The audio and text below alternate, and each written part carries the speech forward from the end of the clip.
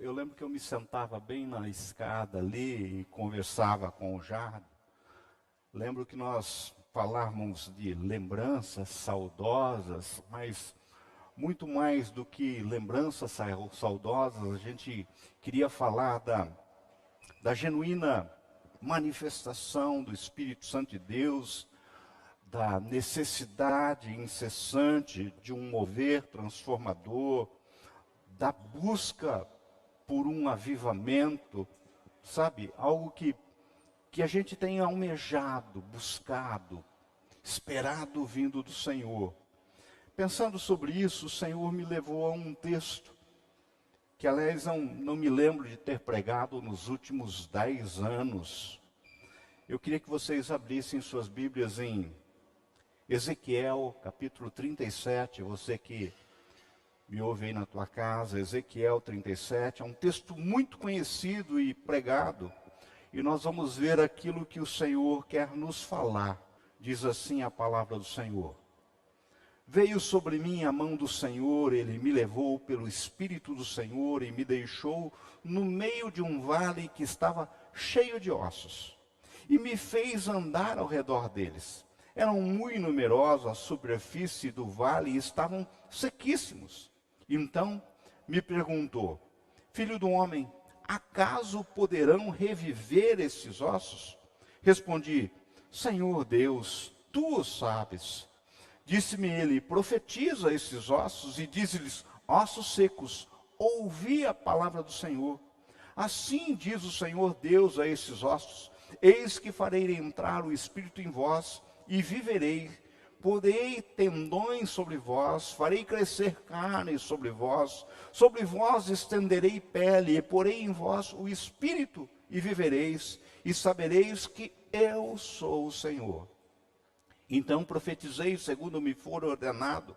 Enquanto eu profetizava, houve um ruído, um barulho de ossos que batiam contra ossos e se ajuntavam, cada osso ao seu osso. Olhei, e eis que havia tendões sobre eles, e cresceram a carne, e se estendeu a pele sobre eles, mas não havia neles o Espírito. Então ele me disse: profetiza o Espírito, profetiza, ó filho do homem, dize-lhe: assim diz o Senhor Deus, vem dos 4 ventos, ó Espírito, e assopra sobre esses mortos, para que vivam. Profetizei como ele me ordenara, e o Espírito entrou neles, e viveram e se puseram em pé como um exército sobremodo numeroso. Então me disse: filho do homem, esses ossos são toda a casa de Israel. Eis que dizem: os nossos ossos se secaram, e pereceu a nossa esperança, e estamos todos exterminados. Portanto, profetize e dize-lhes: assim diz o Senhor Deus, eis que abrirei a vossa sepultura, e vos farei sair dela, ó povo meu, e vos trarei à terra de Israel. Sabereis que eu sou o Senhor, quando eu abrir a vossa sepultura e vos fizer sair dela, ó povo meu. Porei em vós o meu Espírito e vivereis, e vos estabelecei na vossa terra. Então sabereis que eu, o Senhor, disse isto e o fiz, diz o Senhor. Só até aí. Vamos orar? Senhor, que essa palavra fale ao nosso coração nessa noite, Senhor, meu Pai. E ela se multiplique a 30, 60, 100 por 1. Não saia nos meus lábios palavras de persuasão humana, mas palavras de poder vinda do teu trono, Pai. Nós oramos em nome de Jesus. Qual o contexto desse texto? Do que o profeta nos fala? O que ele está nos relatando? O contexto ele é de crise. É fácil a gente perceber isso. Na realidade, Israel estava disperso e exilado. Mas também é um contexto de restauração. E é isso que eu queria falar com vocês nessa noite. No caso, é importante notar que, mais do que nunca, nesse texto, ossos secos não são ossos no sentido literal. Não no vale dos ossos secos de Ezequiel 37. Ossos nesse vale servem como uma metáfora. Refere-se muito mais a vidas secas do que propriamente a ossos secos. Para o profeta Ezequiel, tanto quanto para nós que lemos o texto, a chave para entendermos e termos a compreensão desse vale de ossos sequíssimos é o anúncio que está no verso 11. Então me disse: filho do homem, esses ossos são toda a casa de Israel. Eis que dizem: os nossos ossos se secaram e pereceu a nossa esperança, estamos todos exterminados. Não se trata, portanto, de entender os ossos no texto como uma forma literal, não é isso. Antes, a palavra no versículo 11 indica que os ossos se referem a pessoas. É disso que está falando o texto. A Israel especificamente, mas também a qualquer grupo de pessoas, hoje aqui, nesse momento, ou que me ouve na sua casa, que se lamenta da sorte, que se lamenta da sua situação, do jeito que se encontra. Sabe? E qual a situação que vive Israel? Exilado. Israel vive afastado da sua terra natal, exilado longe de casa. As palavras do versículo 11 dão a dimensão dessa situação. A gente pode ver saltar dos textos sentimento de sofrimento, solidão, uma desesperança, o coração ressequido, o espírito abalado, uma alma perturbada de um povo todo. Vida como se fosse vida no abandono, de uma terra distante, olhos dispersos no deserto, ossos secos, vidas secas. Portanto, os ossos secos e espalhados pelo vale são as vidas secas, dispersas no exílio. É isso que diz o texto. Vidas que foram ressequidas pela dor, ressequidas pelo sofrimento, ressequidas pelo abandono, vidas para as quais pereceu a esperança. Vida sem esperança é vida seca. Quando some a esperança, nossa vida é seca. Vidas que dizem: estamos com os ossos secos, acabou-se nossa esperança, estamos exterminados. É assim que está no texto. São vidas secas quando não há mais esperança, abandonados, exterminados. Aqui e acolá, há outros ossos, muitas vezes na mesma condição. Outras vidas secas. Para Israel, nesse contexto, o exílio seca os ossos, seca a vida, seca tudo. E é um exílio não só da terra, mas é um exílio, separação do Senhor. Na realidade, o que o povo de Israel estava com a vida espiritual estagnada. Eu queria que você guardasse isso no teu coração. Estavam como mortos-vivos. Observem, aliás, nós vimos desde a semana passada que o profeta Isaías, ao contemplar a condição espiritual da nação de Israel, disse: esse povo está enfermo da cabeça aos pés. Basta você ler Isaías 1. Isaías chamou o povo ao arrependimento, mas ele não quis ouvir. Se nós observarmos os textos sagrados, veremos que o profeta Amós igualmente falou que o culto estava sem vida. Ele denunciou ao povo: a música é tão somente como um barulho inoportuno aos ouvidos de Deus. E chamou a nação de Israel também ao arrependimento, mas eles também não quiseram ouvir. Se lemos o profeta Oséias, você pode florear a tua Bíblia, veremos que ele olhava para a nação de Israel e via a sua infidelidade, via a instabilidade espiritual, via a sua depravação moral, e igualmente chamou o povo ao arrependimento, mas eles não quiseram ouvir.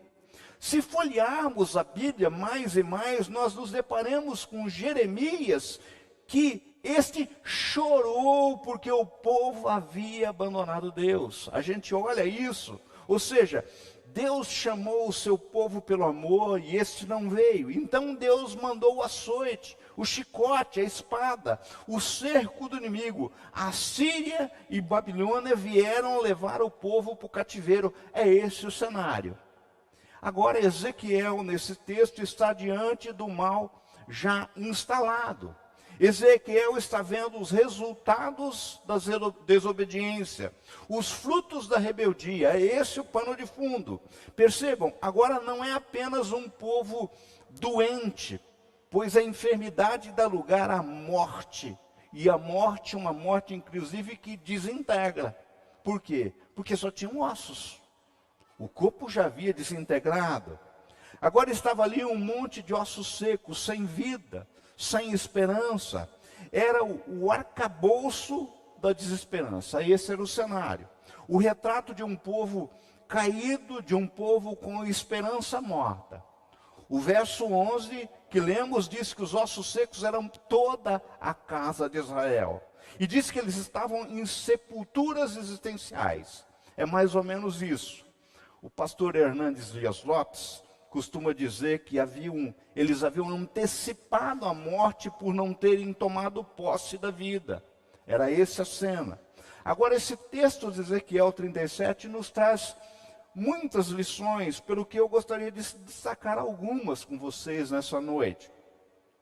Mas antes de mais nada, ou seja, antes de iniciarmos com as lições do texto, eu tenho que ressaltar que a história nos mostra que a crise, por vezes, se apresenta como um tempo de oportunidade. Sobretudo porque, por mais desesperadora que seja a situação de quem quer que seja, as circunstâncias jamais limitaram o poder de Deus. E aleluia por isso, aleluia por isso. Amados, a história da igreja mostra que os grandes avivamentos espirituais sempre começaram em tempos de sequidão espiritual, de apatia e muitas vezes de abandono da fé. Ou seja, eu te convido a você prestar atenção nesse texto, nas lições que o Senhor tem, com a certeza que nenhuma crise pode impedir a mão de Deus de agir na história. E é exatamente isso que nós vamos ver. Em primeiro lugar, observando o texto, eu noto que é Deus quem mais uma vez se apresenta como um pai amoroso, é Deus quem toma a iniciativa da restauração. Percebam, se nós olharmos os tempos, nós vamos ver que foi o Senhor que veio sobre o profeta. Foi o Senhor que levou o profeta, o seu espírito ao vale. Foi o Senhor quem fez o profeta andar pelo vale em meio aos ossos. Foi o Senhor que iniciou um diálogo ao profeta, dirigindo uma pergunta. Amado, entenda. Tudo provém de Deus. É Ele quem nos escolheu, é Ele quem nos chama, é Ele quem nos justifica, é Ele quem nos recebe, mesmo sendo indignos. É como nos resta apontado em Efésios 2:5. Ele nos deu vida juntamente com Cristo quando ainda estávamos mortos em transgressões. Pela graça sois salvos, não mérito nenhum de vocês, de nenhum de nós, vem pela graça, é o Senhor que propiciou isso. E é muito interessante, mas se olharmos para a história espelhada em toda a Bíblia, veremos que no relacionamento entre Deus e o homem após o pecado, instiga uma pergunta de Deus Pai: Adão, aonde você está? E se fecha essa oração na igreja, remetendo a Cristo como seu esposo, eis que vem em breve, sem demora. Entre esses dois extremos, vemos sempre um Deus que pergunta: Adão, aonde estás? Adão significa o humano, portanto, é uma pergunta que abrange todos, sublinhando a incansável busca que Deus empreende pelo homem. Todo momento, Ele está nos buscando. Agora notem, Onde estás? Encontra a sua expressão mais radical na vida de Jesus Cristo. Percebam, em Jesus é Deus mesmo quem se inclina sobre o homem, que se encontra preso às suas misérias, às suas mazelas. Em atitude de servo, Jesus se despoja de tudo, é alçado desnudo sobre uma cruz. No Gólgota, um Deus totalmente desarmado abraça toda a humanidade, compartilhando ainda depois conosco a sua ressurreição. É isso, esse Deus que nos busca. Entenda, toda a história da salvação se desenrola entre luzes e sombras, com personagens obscuros e iluminados, entre o amor e o ódio, mas sem dúvida com a demonstração da paixão e da ternura de um Deus que, sem trégua, busca o ser humano em todo o tempo. É isso que está acontecendo aqui e agora. Você não está aqui por acaso. Não foi simplesmente, eu resolvi, não. Existe um propósito, o Senhor que propiciou isso. Agora é muito importante observar que o nosso Deus, ele é pedagógico. Antes de qualquer coisa, ele fez o profeta andar pelo vale, em meio aos ossos. Isso para ele pudesse contemplar a situação, efetivamente observar a real situação, que os ossos estavam sequíssimos. É assim que está em algumas tradições, inclusive essa que nós lemos, os ossos sequíssimos. Amados, observem que o texto diz assim no verso 1 e 2, acompanhem comigo. Ele me levou pelo Espírito do Senhor e me deixou no meio de um vale que estava cheio de ossos. E me fez andar ao redor deles, eram muito numerosos na superfície do vale e estavam sequíssimos. E no caso não é difícil traçar um paralelo entre esse texto com Efésios 2:1.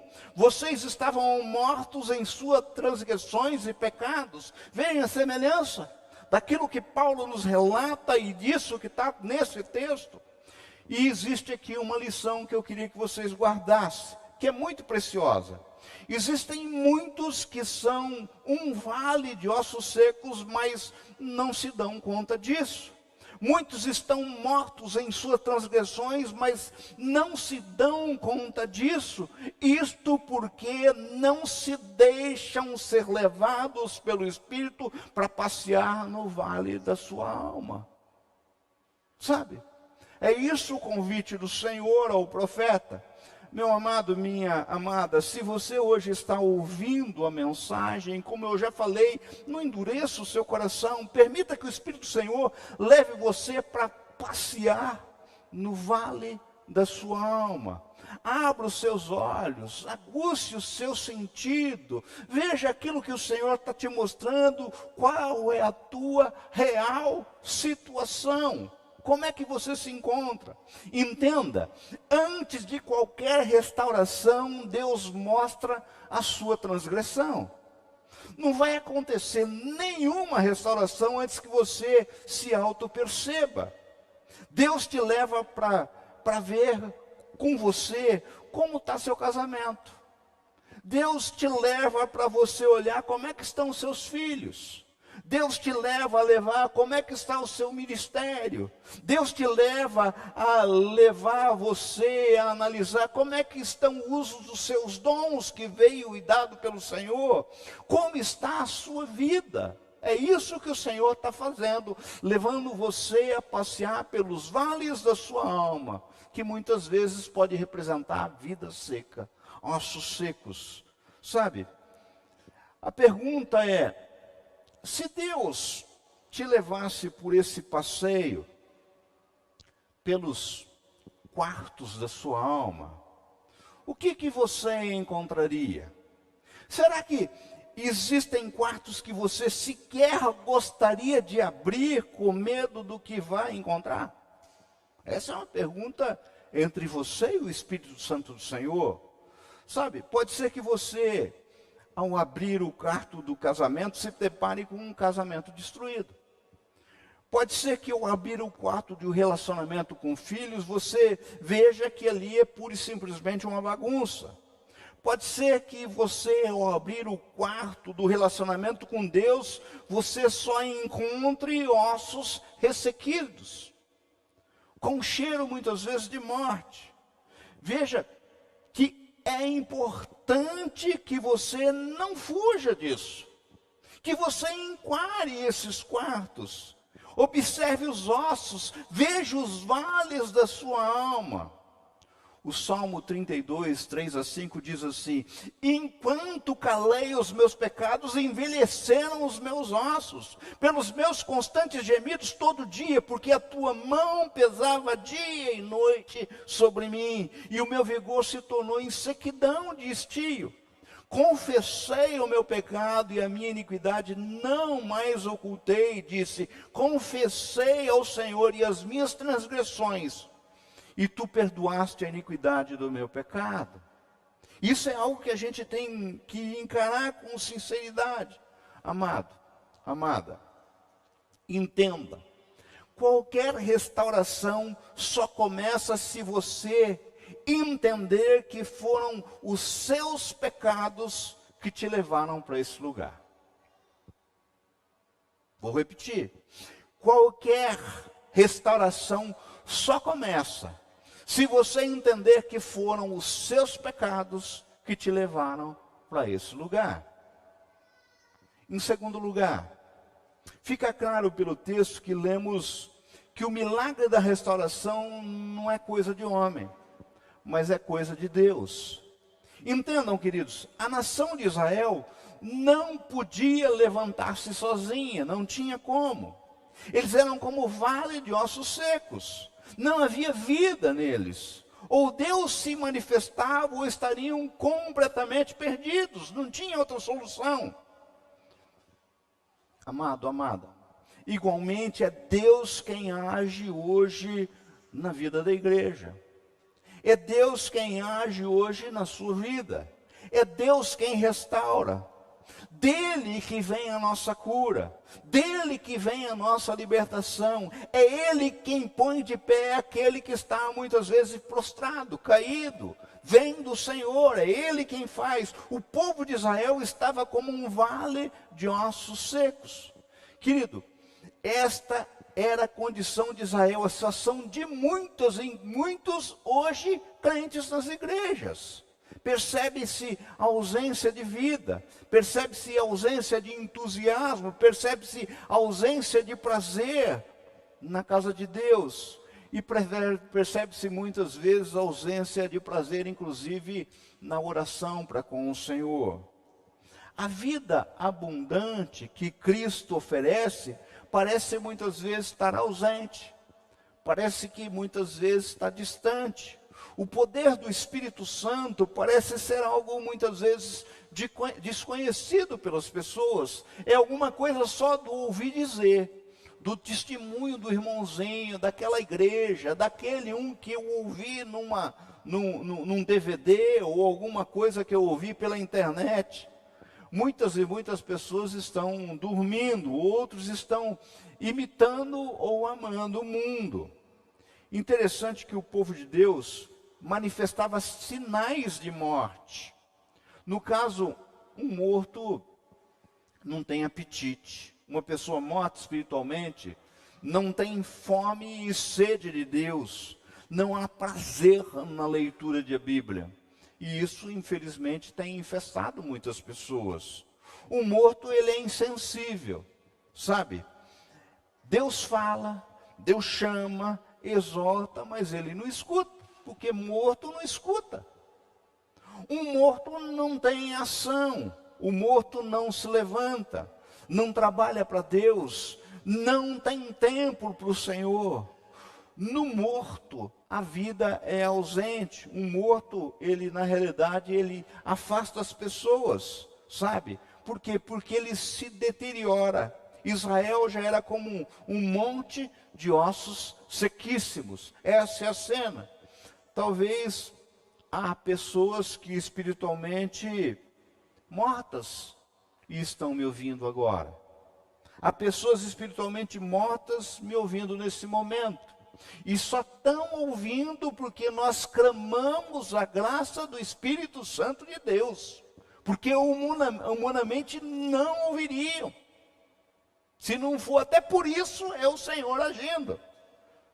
Agora observe, o texto nos mostra que é Deus quem age milagrosamente, levantando os mortos da sepultura espiritual. Deus perguntou ao profeta: filho do homem, acaso poderão reviver esses ossos? Os céticos diriam: impossível. Os incrédulos diriam assim: jamais. Agora Ezequiel diz: Senhor, tu sabes. Entendam, queridos, se Deus quiser, morto levanta. Se Deus quiser, doente se cura. Se Deus quiser, cego enxerga. Se Deus quiser, ladrão regenera. Se Deus quiser, drogado fica livre. Se Deus quiser, o pecador corre para os braços do Senhor e abraça-o e não larga mais. Está no poder do Senhor. Deus pergunta hoje: é possível termos aqui pessoas cheias da unção de Deus? Deus pergunta: é possível termos famílias restauradas? É possível restaurar o seu casamento? É possível resgatar o seu filho? Essas são perguntas que ecoam para nós, nessa noite, nesse momento. Sabe? Notem, o Senhor faz uma pergunta crucial ao profeta: filho do homem, acaso poderão reviver esses ossos? A resposta de Ezequiel: Senhor, tu sabes. Responde como quem diz: está na tua mão, Senhor. A mesma mão que me trouxe aqui. Está na tua mão, Senhor. A mesma mão que te trouxe aqui. Está na tua mão, Senhor, a mesma mão que sintonizou para que eu estivesse ouvindo essa mensagem agora. Está na mão do Senhor. Observe que há uma disposição em Ezequiel, disposição em ouvir o Senhor, disposição para executar sua tarefa de profeta, pois Ezequiel está no vale de ossos secos e sabe que sua presença ali não é por acaso. Assim como não é por acaso que você está aqui hoje. Existe um propósito. Assim o profeta do Senhor recebe uma incumbência. Profetiza a esses ossos e diz-lhe: ossos secos, ouvi a palavra do Senhor. O imperativo divino requer que a palavra de Deus seja, antes de tudo, ouvida. Ouvir é acolher a palavra, é receber de bom grado. Aqui nós temos mais uma lição. O texto deixa claro que é a palavra de Deus que traz vida. Então, diz: profetiza esses ossos e diz-lhe: ossos secos, ouvi a palavra de Deus. Deus chama os mortos à vida pela palavra. Queridos, aprendemos por esse texto que não há outro instrumento de restauração, outro meio de trazer vida aos mortos, senão pela palavra de Deus. É isso que o texto está deixando bem claro. Amados, o que restaura não é pensamento positivo. O que restaura não é mentalização.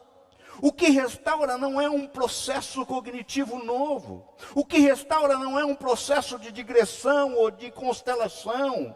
Não, definitivamente não. O que restaura é a palavra de Deus. O que restaura não é a minha palavra, não é a palavra do coach, não é a palavra do guru, não é a palavra do psicanalista. Não é um novo método inovador do tipo 5 passos para isso, 5 passos para aquilo. Não, o que restaura é a palavra de Deus. É isso que a gente tem que entender. E as pessoas estão procurando algumas alternativas que estão na palavra do Senhor. Ela por si só basta. Se queremos ver os mortos recebendo vida, se queremos ver conversão verdadeira, precisamos pegar a palavra de Deus, poder na palavra de Deus.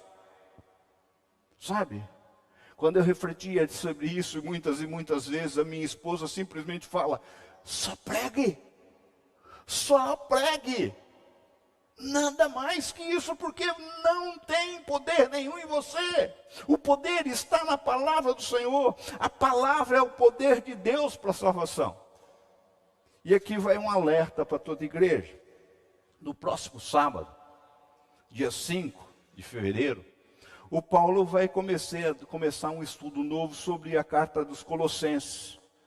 Muitas vezes você está em busca de restauração para o lar, para a sua vida, e um dos caminhos é muitas vezes se dedicar à leitura da palavra, ao estudo da palavra. E você é nosso convidado, sabe? Para buscar o conhecimento da palavra do Senhor. Agora, se você bem observarem o texto lido, verão que é o Espírito quem vivifica a palavra. Observem que nada aconteceu enquanto o Espírito não agiu. E no caso, se nós atentarmos aos detalhes, veremos algo maravilhoso.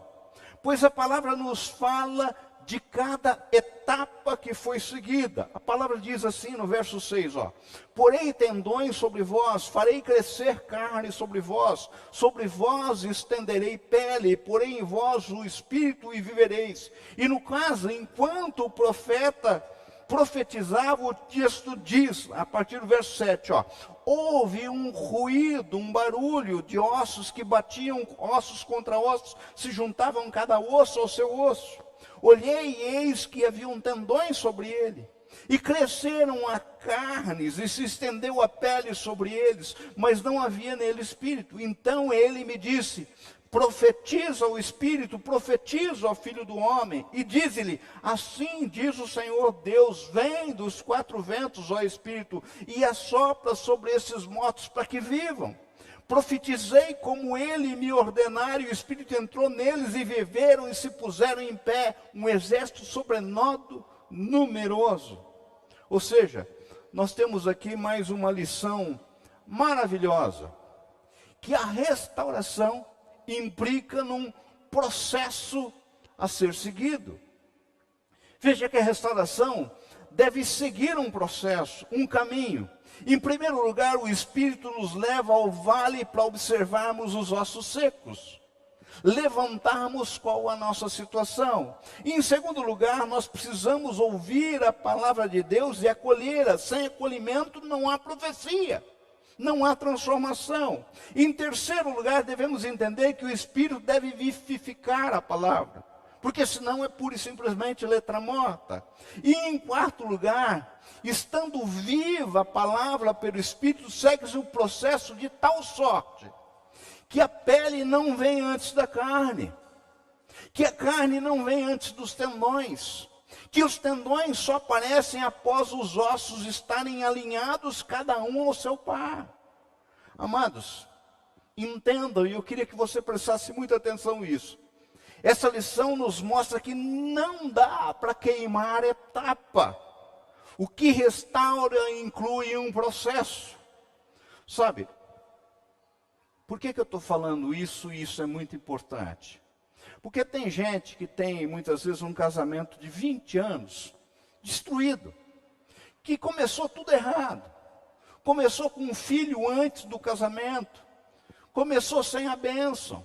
Começou contra a vontade dos pais que não abençoaram o casamento, sabe? A pessoa está com a vida toda torta, áreas tortas por décadas, relacionamentos, as finanças estão destruídas, tudo torto, tudo destruído. Daí ele vem para a igreja, aceita Jesus num apelo, o pastor, sabe? E 2 semanas depois, ele está procurando o pastor, ele está reclamando de Jesus, porque as coisas não se acertaram do jeito que ele imaginava que deveria se acertar. O camarada leva uma vida torta 10, 20, 30 anos, sabe? Fazendo tudo errado. Malemar olhou para os ossos secos, para os seus erros, Não se conscientizou ainda direitinho dos seus erros, dos seus pecados. Quer ficar escolhendo os ossos no vale para ver como é que ele vai se acertar. E quer tudo restaurado em uma semana, do seu jeito, sem observar que pecado tem consequência. Ah, me poupa, né, gente? Me poupa, né? Não é assim que está na palavra. A palavra coloca uma ordem, sabe? Percebam que, do mesmo modo que uma casa se constrói, em primeiro lugar você vê o terreno, sabe? Depois você começa pela estrutura. Do mesmo jeito nós precisamos avaliar os vales da nossa alma e começar pelo esqueleto, pela estrutura, pela fundação, de modo do mesmo jeito que não dá certo querer colocar carne se não houver ossos e tendões, ligamentos, que sustente aquilo. Como não dá certo consertar casamento se você não trouxe Jesus para dentro do seu lar. Não dá certo restaurar o relacionamento com o filho se você não entender que Jesus é a base de tudo. Sabe? A estrutura tem que iniciar.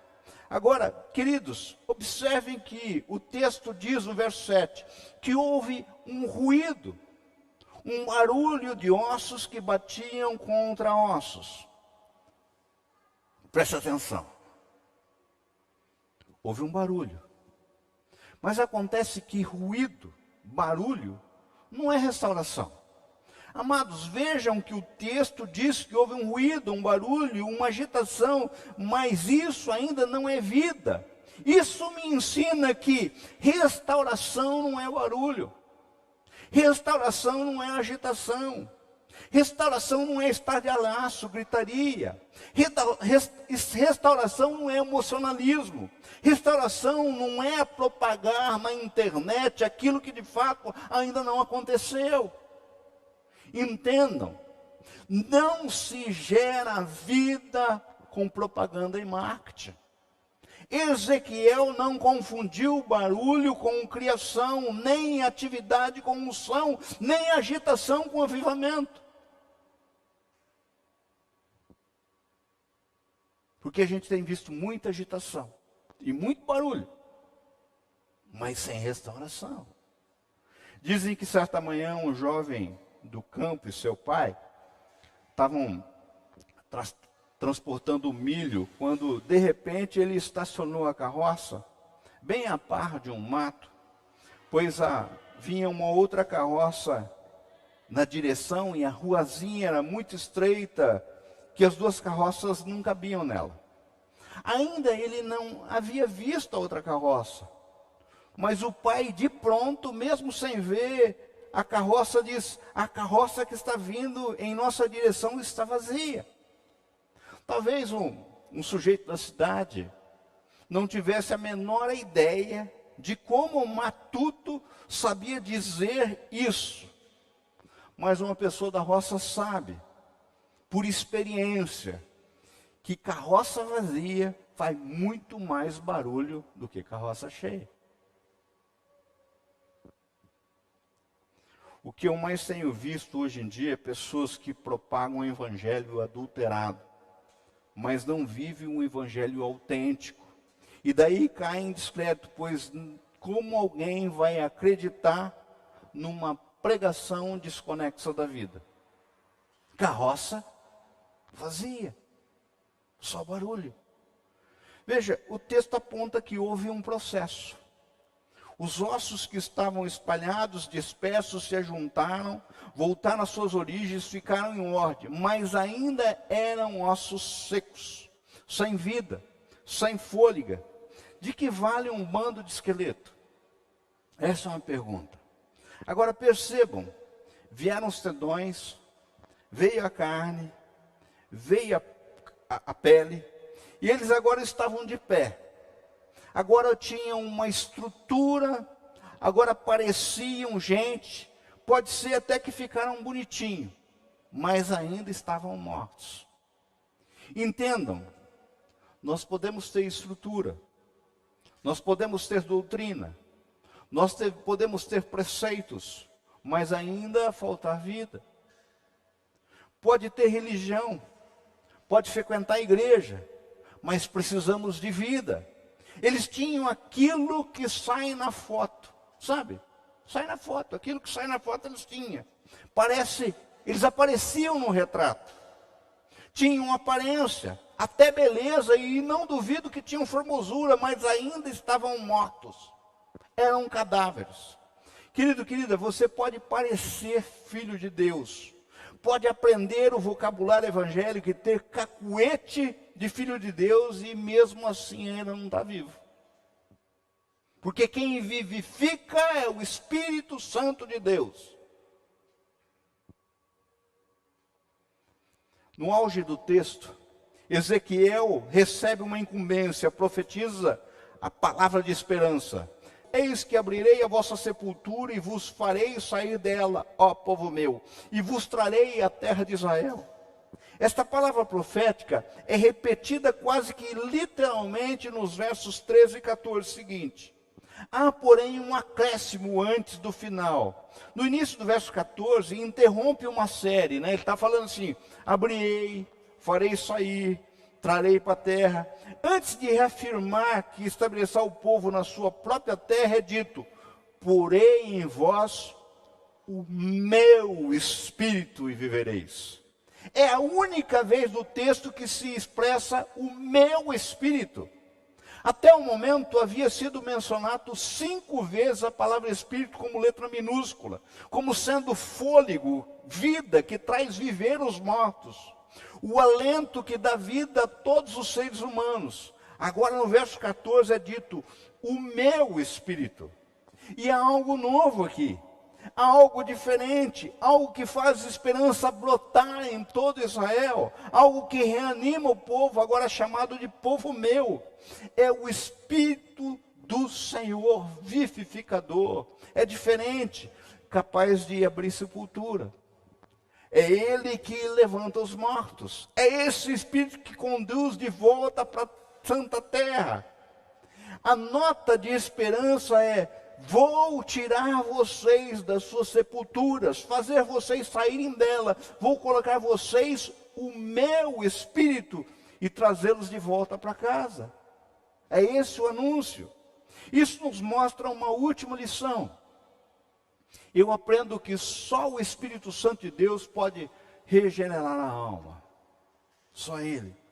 Só o Espírito Santo pode transformar a sua vida. Só o Espírito pode trazer restauração ao nosso meio. Só o Espírito pode jorrar rios de águas vivas dentro de nós. Só esse Espírito. Não o Espírito que pura e simplesmente sopra como um sopro de vida, não. Está falando o meu Espírito, o Espírito Santo de Deus. Ossos secos são vidas secas. Pessoas que mesmo em vida perderam esperança. Vidas que, animadas muitas vezes, estão por um fôlego humano, natural. Perderam de vista a possibilidade de uma vida abundante, cheia, plena. Vidas que muitas vezes não veem perspectivas, não encontram saídas. Vidas que se sentem abandonadas. Vidas que muitas vezes estão separadas de Deus. Pode ser que você esteja assim hoje. Mas essa palavra é para mim e é para você. Sabe? Eu queria que você fechasse os seus olhos. A equipe do louvor vai vir aqui e eu queria que nesse momento que você fechasse os olhos, você desse liberdade ao Espírito Santo de Deus, te levar para os vales da sua alma. Permita que o Espírito Santo abra cada quarto da sua alma e mostre tudo aquilo que muitas vezes está seco.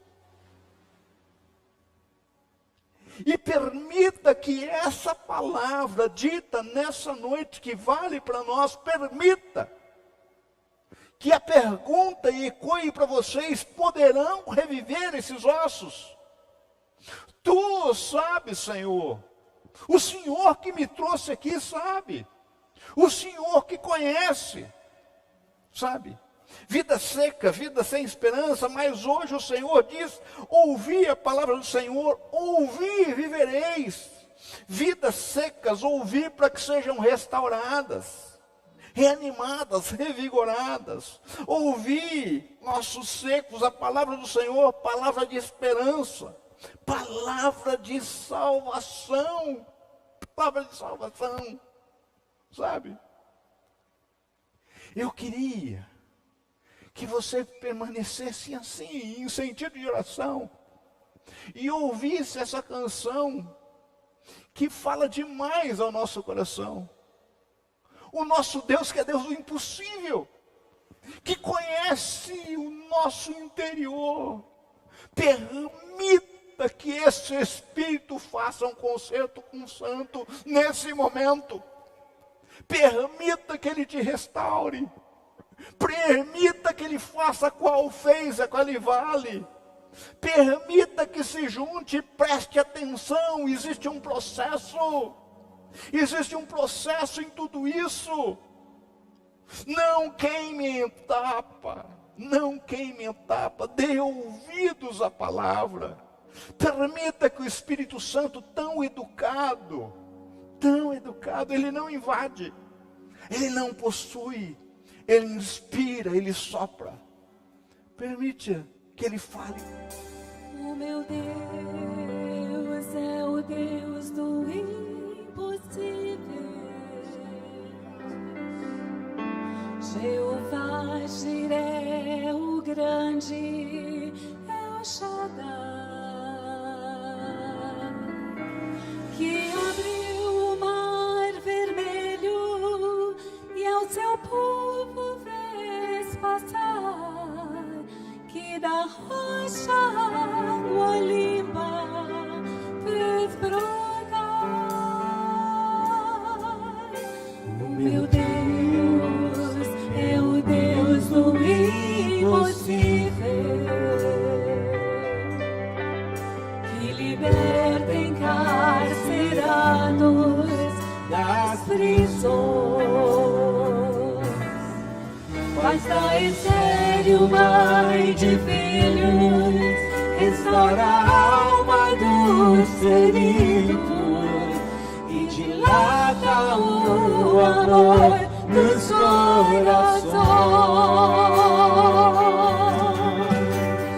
que dá vista aos cegos e aos surdos faz ouvir, faz a tempestade se acalmar, andou por sobre o mar e aos mudos fez falar, paralíticos e coxos fez andar.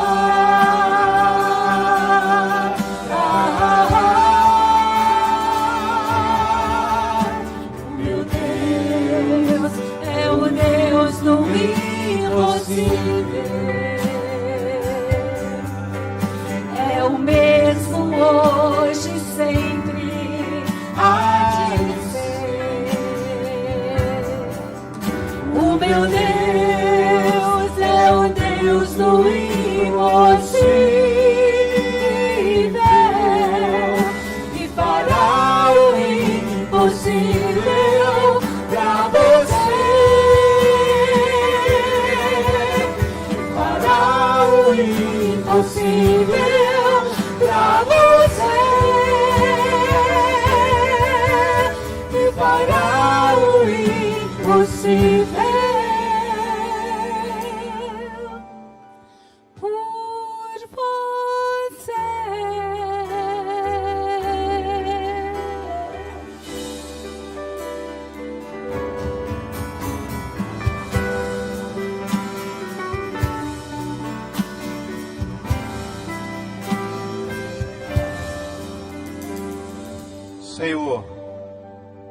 Senhor, Senhor nos deu uma promessa que onde estivéssemos 2 ou mais reunidos em Teu nome, Tu ali estaria. E temos certeza da Tua presença aqui. O mesmo Deus que agitou ossos naquele vale seco, é o mesmo Deus que está aqui hoje. É o mesmo Deus que se encontrou com Pedro na praia e restaurou aquela vida. É o mesmo Deus que fez coxo andar, que fez cego ver, que fez surdo ouvir. É o mesmo Deus. É o mesmo Deus que pode adentrar em nossa vida hoje e transformar, resgatar. É o mesmo Deus.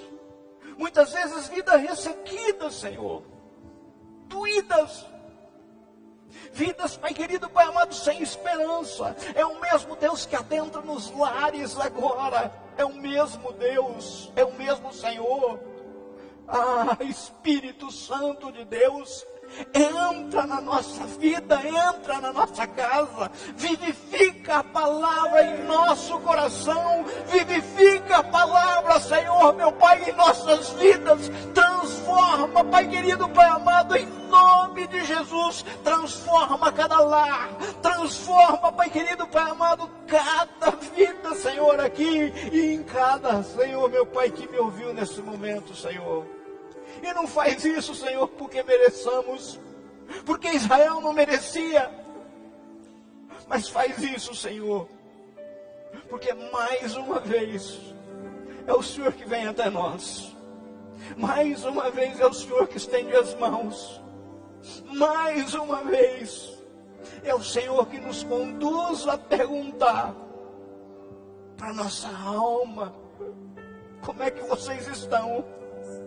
Como é que vocês estão, meus filhos? O que precisa para vocês entenderem que eu tenho o melhor dessa vida para vocês? Oh, Senhor, recebe essa oração do Teu trono, Pai, e nos inunda com Teu Espírito. É o que te pedimos em nome de Jesus. Amém? E a Ele a honra, a glória e o louvor. E o que Ele merece, gente? Ao Senhor Jesus toda a honra, toda a glória, todo o louvor. Todo o louvor.